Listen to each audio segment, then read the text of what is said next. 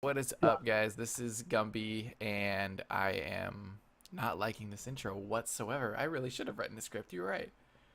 Anyways, I wanted to go over the whole competitive team of ridiculous amounts of shinies that I hatched, and luckily, I have the guy that built. What do you want to say? 75% of the team? Uh, I'm gonna be modest and say at least 50. So I'm gonna say at least 80. He built at least 80% of this team. If I'm being honest, I picked out no more than half of the Pokemon on here, and he sent me literally all of the EV spreads. Either way, this guy knows a lot more about Pokemon. Deku, you want to introduce yourself? hey, hi, I'm Deykuzor. I have a YouTube channel over at youtube.com/Deykuzor. And I mostly don't do Pokemon on my videos. I like competitive Pokemon. I watch it a lot. I play a lot on ladder and stuff. So when Gumby told me that he wanted to do a competitive Pokemon team, I was thrilled to be a assistant, actually. So yeah. All right, so let's go ahead and dive into the team. Typically, when we build for competitive doubles format VGC, we're running around trying to build the bulkiest spread that you can without sacrificing what inherently makes that individual Pokemon good. Something like Porygon2, for example, is typically run with Eviolite because it's not a final evolution. We already knew that Porygon2 has an enormous special defense stat, but having a Eviolite on that defense stat is really, really useful in general. The HP was built to compensate for things that are just going to smash into a Porygon2 physically.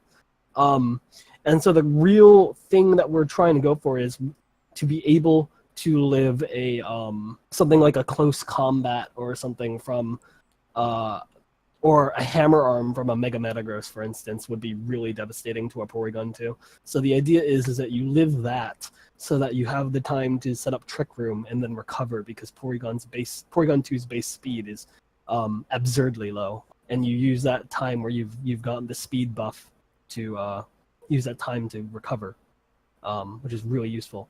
The reason why we ran 40 special attack, it was so that I could at least get some chunks done to major threats like Tapu Bulu and Tapu Fini especially. You want to be able to do a lot with Bolt Beam coverage, but you don't necessarily need to OHKO. If you're aiming for OHKOs and doubles, you're probably playing it wrong. Right, and you were mentioning that this thing is going to survive a close combat, and man, does this thing survive close combats, especially when we get the second guy out here. Going into this is obviously going to be a Trick Room team, and Porygon2 is obviously going to be the Trick Room setter here. But my fear was that how is he going to live? You know, how are we going to have a Trick Room setter actually live throughout the entire match? What if my Trick Room goes down and I still need it? And then you mentioned that Shuckle gets the move Guard Split, and this was a move that I don't think was in the game back when I was playing, so I didn't even think Shuckle had utility outside of being a staller. So the thing about Guard Split is, the thing about Shuckle, actually, so Guard Split is definitely a move that really, really, really only works in very niche situations or doubles. But in doubles, it's actually amazing, and the best user of it all is literally Shuckle. Shuckle has enormous base defenses, something like base defense of 230 and special defense of 230. If you've got Porygon2 as the recipient of this, Porygon2 is already bulky. Like, it's renowned for being bulky. On top of being given Eviolite, it is insanely bulky. If you're going to average defense stats and special defense stats with the most defensive Pokemon in the game, Porygon2 becomes nigh untouchable, especially because its only weakness is fighting types, and there's not a lot of stab fighting types in the current meta. The goal of Guard Split here is to generally create a situation where Porygon2 is impossible to kill, and Shuckle is actually guaranteed to get this off because of the sturdy ability and the mental herb. Shuckle's already done its job with guard splitting, and then the rock slide's just icing on the cake. Right. I found Power Trick's great, especially when I know I'm going up against some special attackers here, so Rock Slide can pop off. But I've found I've used Toxic more than anything else, especially if I can't get Trick Room off. Like, if they don't really see why the Shuckle's going to be good, if they don't know what Shuckle's even capable of, they're not going to throw the fake outs onto Shuckle, they're going to throw everything onto Porygon2. So in those events where I know Trick Room's not going to get off, so there's no reason to actually use Rock Slide, I just find that throwing Toxic on both of the opponent's Pokemon is going to help me out in the long run, because that's going to chip away at so much health by the time I still have Trick Room up. And either way, I've already used Guard Split on my Porygon 2, so he's guaranteed to live.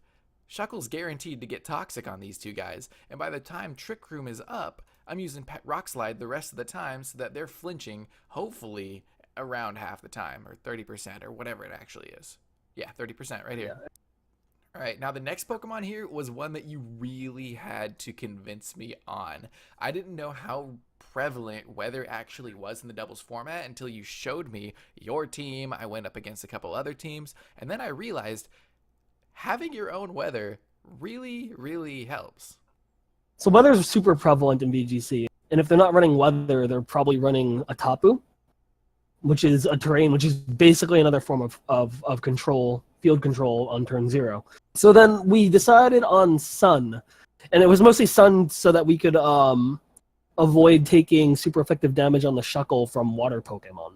I felt like water was counterintuitive when you have something like Shuckle on the field, because in that case, you're going to be taking extra damage from your own weather. I guess Torkoal's not really a thing that you think about normally, but it's got Drought, extremely high defenses, can easily be guard split too, and it covers a lot of weaknesses that the team wasn't able to cover before. I've noticed that his coverage is just insane, especially when I can throw him up against the majority of threats, especially with Sludge Bomb down on the last one. This is one that I think you wanted to have Eruption on, but since Heat Wave already does a good chunk of damage in terms of fire, I figured why not get a Poison type move on there to deal with literally every single Tapu that you're going to see in at least, what, 80% of your games?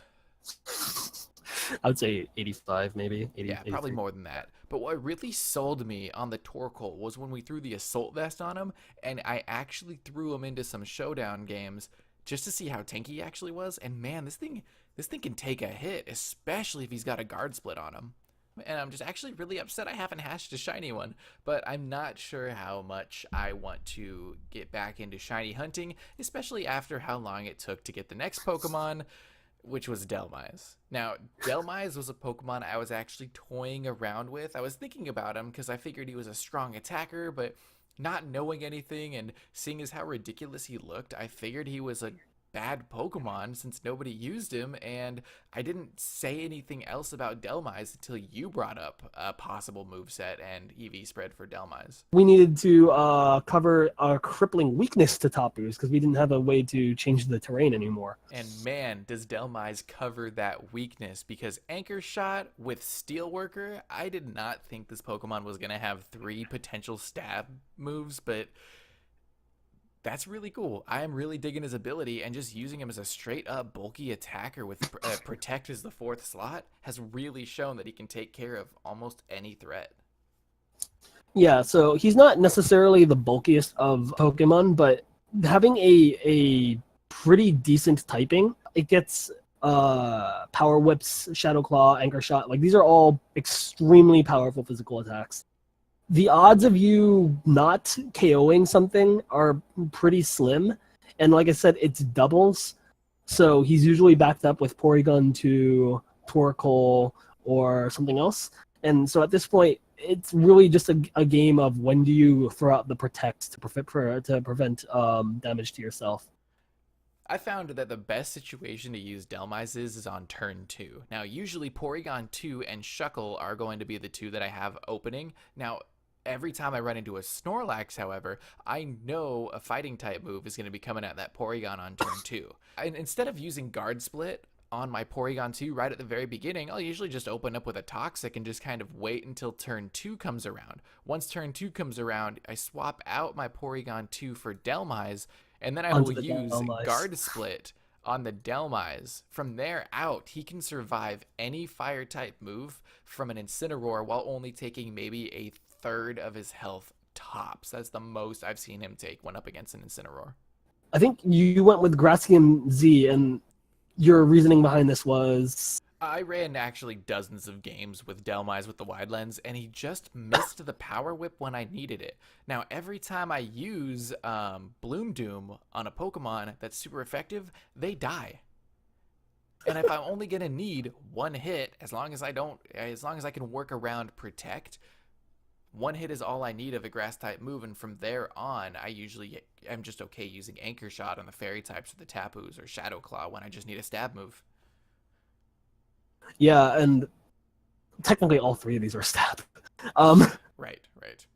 Now, this last slot here, and I say last even though it's the 5th one, it's basically the last slot, because once we threw this in, I found that pretty much all the weaknesses that I had, or anything that I had to, any additional type coverage that I needed, Slowbro covered it. Right, so we had a lot of trouble, like a huge struggle, populating these last 2 slots, and but we really wanted an answer to fighting types other than stalling them out with Dhelmise, and we also really wanted an answer to Pokemon that took fighting damage, because we had no fighting attacks on our team at all, which is really frustrating.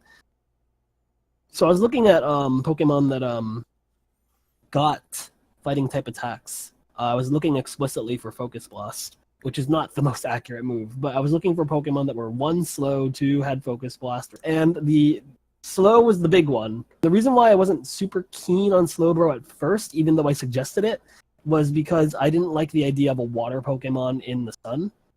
But I saw that it got Flamethrower, so I was just like, we could just run a Flamethrower Slowbro. We ended up not doing this. He ended up running Scald. Yeah, you can talk about that actually, and how you ran into that decision. Well, generally I've found that if I see a high number of fire type Pokemon, or at least Pokemon with weakness to water, I'm usually not running the Torkoal in the first place. So I figured Scald would be great because I wanted a stab water type move here. I really wanted to make sure I could take care of those Incineroars. And Scald did that. It was also great to be able to use on an offensive attacker just in case I can get that burn off. It's just good. Yeah, and then you ran Psychic over Psyshock, which I was also suggesting. And that's a preference thing. Both are really good moves. One hits physical defense with your special attack, and the other one hits special defense with your special attack. It's really just a matter of preference. The only other thing that I see that you've changed is you ran Oblivious over Regenerator. Oh no, I actually used Regenerator. Oh, did you? Yeah, I just changed it. I didn't realize I had the wrong one on there.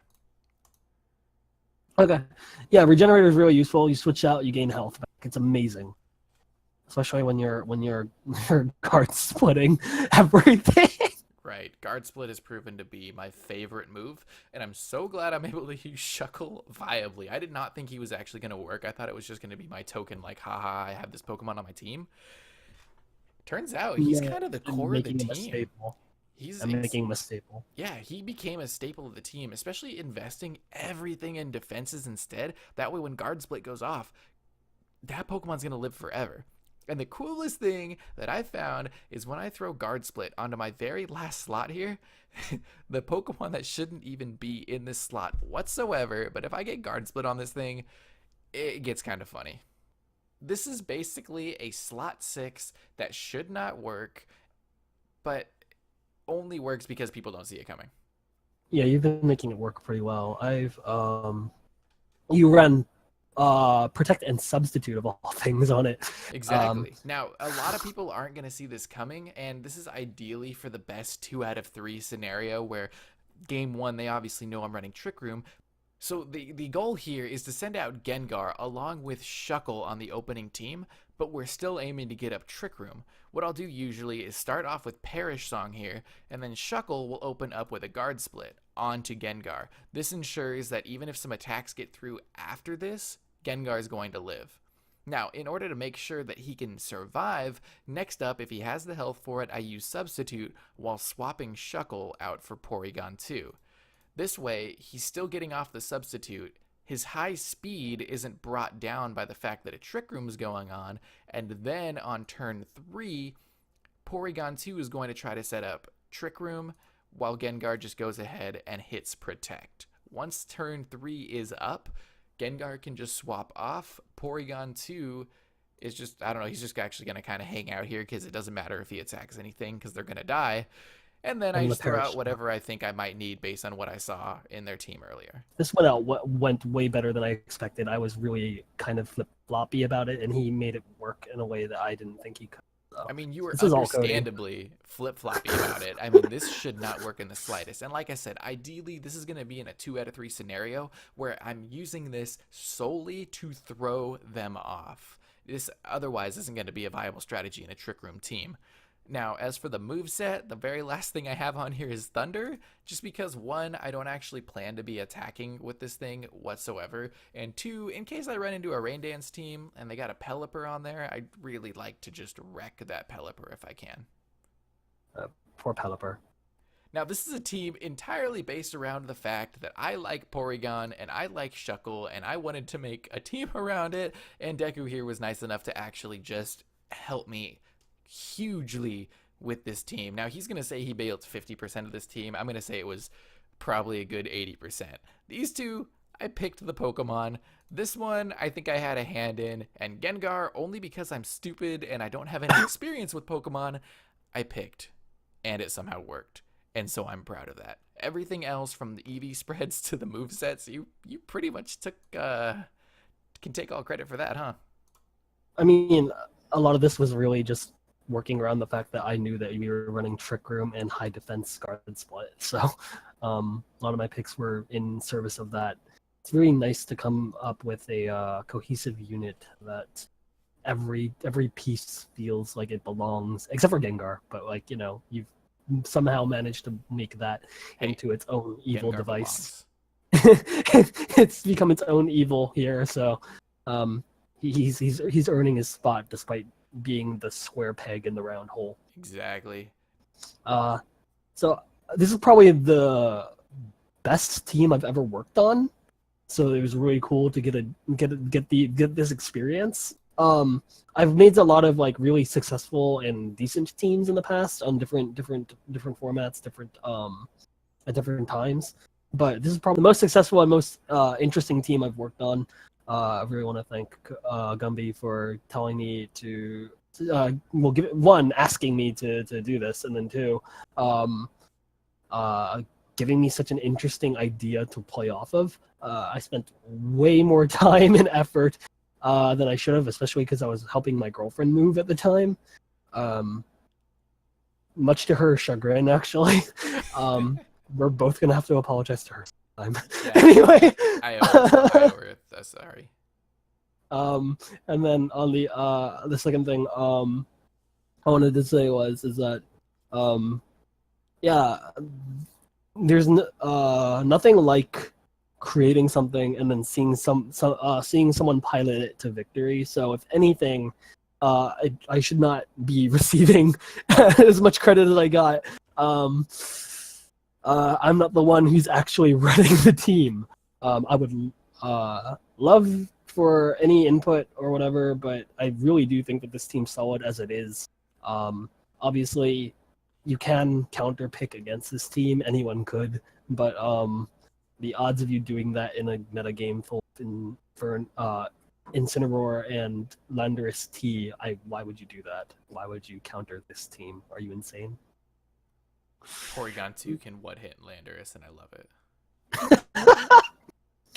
All right, that's it from me. Thank you so much. Now, that's pretty much the team there. If you guys want to check out Deku's channel here, I'll have a link to it in the description below. If you guys have any questions about the team, go ahead and drop it below as well. We'll probably both be answering those questions. I will probably be deferring to you anyways when I answer the questions in the first place. Either way, guys, thank you guys for watching. This is Gumby, and I still have no idea how to end a video. Stop.